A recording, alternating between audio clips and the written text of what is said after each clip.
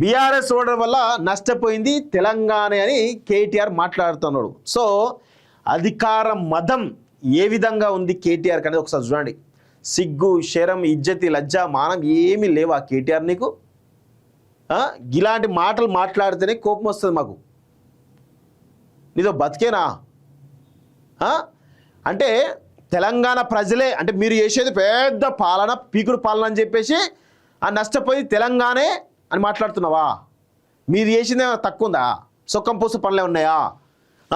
Phone tapping చేసి అందరి ఫోన్లు విన్నారు. ఇది నియత, ఇది పరిపాలన. నియంత పోకళ్ళతోటి ఈరోజు కేసీఆర్ ఒక ముఖ్యమంత్రిగా ప్రజలకు అందుబాటులో లేకపోవడం సుపరిపాలన.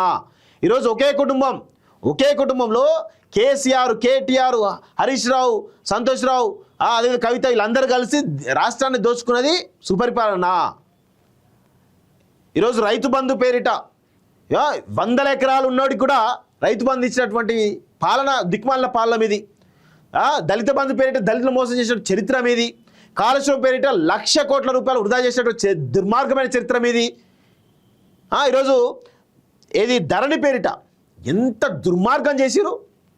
ఒక దొరల సంబంధించినటువంటి ఎవరైతే బీసీలు అట్టడుగు వర్గాలు 40-50 సంవత్సరాలు దున్నుకుంటుండే ఆ భూములు అక్రమంగా తీసుకున్నట్టు అది సుపరిపాలన.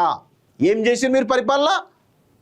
సిగ్గు శరం లేకుండా ఇంకా కోల్పోయింది తెలంగాణ ప్రజలకే బుద్ధి రావాలి అని మాట్లాడుతున్నారే. మీకు ఇలాంటి మాటలు మాట్లాడుతున్నారు కాబట్టి మిమ్మల్ని చెప్పుతో కొడతారు తెలంగాణ సమాజం అంతా కూడా. సిగ్గు శరం లేదా కేటీఆర్ నీకు? ఇంకా కూడా తెలంగాణ మీద నిందిస్తావు. మీరు చేసిన దుర్మార్గ పనులే కదా మిమ్మల్ని ఓడించింది. అది సరి చేసుకోకుండా మేము చేసిన తప్పే అని చెప్పేసి ఒప్పుకొని ఏది అమరవీరుల స్తూపం ముందు ముక్కు నేలకు రాయాలి నువ్వు నీ అయ్యా ఇద్దరు కలిసి.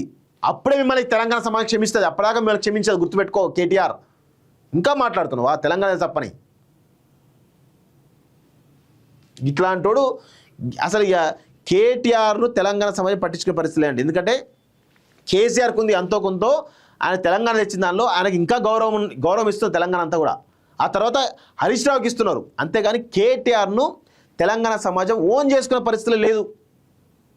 ఎందుకు ఇలాంటి చిల్లర మాటలు మాట్లాడుతారు కేటీఆర్ అనే వ్యక్తి. పవన్ కళ్యాణ్ అంటాడు తెలంగాణ మీద ఇష్టం వచ్చినట్టు మాట్లాడుతుంటే నోరు మెదపరు మీకు తెలంగాణ సోయి ఉన్నదా? ఎందుకు మాట్లాడరు పవన్ కళ్యాణ్ మీద? ఎందుకు యుద్ధం చేయరు పవన్ కళ్యాణ్ మీద? సిగ్గుశరం ఉండదా కొంచెమైనా? మహిళకి ఇచ్చిన హామీ నెరవేరిస్తే పాలిటిక్స్ నుంచి పర్మనెంట్గా తప్పకుండా పీఎం తప్ప కేసీఆర్ అన్ని పదవులు నిర్వహించారు. పీఎం తప్ప ఇక పీఎం కావాలా? ఇప్పుడు మీ అయ్యా పీఎం అయి దేశాన్ని సర్వనాశనం చేయాలా? ఎందుకే ఇవన్నీ పనికి వాళ్ళు ముచ్చట మాట్లాడుతూ ఉంటారు? సిగ్గుశరం ఉండదు కొంచెమైనా?